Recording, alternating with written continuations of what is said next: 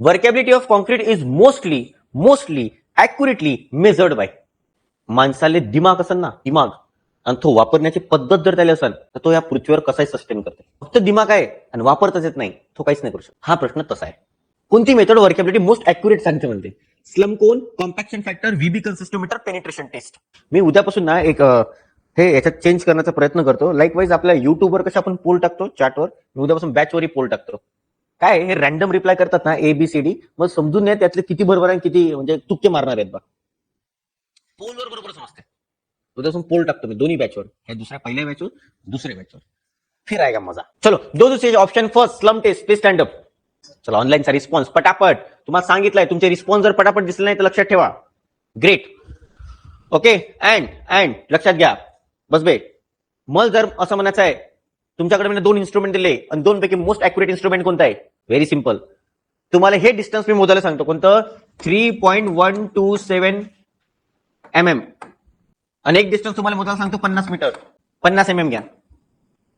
एक सांगितलं किती? 3.127 mm आणि एक सांगितलं 50 mm. 2 पैकी खूप इझिली तुम्ही कोणतं डिस्टन्स मोजाल? Why? It is unique digit. काय? एक युनिक डिजिट आहे. 50 क्लिअरली मेन्शन आहे. बरोबर आहे. तर हे डिस्टन्स तुम्ही स्केलच्या सहाय्याने मोजू शकता. बरोबर आहे. हे डिस्टन्स तुमचं जे कोणतं डिस्टन्स मेजर करण्याचं इन्स्ट्रुमेंट असेल तुमच्याकडे अवेलेबिलिटी, तुम्ही त्यांना मोजू शकता ना. पण हे तुम्ही सगळ्यांना मोजू शकता का? 3.127. मग हे एक प्रिसाइज डिस्टन्स आहेत ना, हे मोजण्यासाठी तुम्हाला इन्स्ट्रुमेंट कसं लागल? ऍक्युरेट लागल का मोस्ट ऍक्युरेट लागल ना? ते तेव्हाच कुठे एक्झॅक्ट ऍक्युरेट डिस्टन्स मोजल. बरोबर नाही. म्हणजे एकदम स्मॉलेस्ट डिव्हिजनची व्हॅल्यू जर तुम्हाला मोजायची आहे, काय म्हटलं बेटा मी? एकदम स्मॉलेस्ट डिव्हिजनची व्हॅल्यू जर तुम्हाला मोजायची आहे, तुम्ही व्हर्नियर स्केलचा वापर करता का रे? Why? Because it is most accurate scale.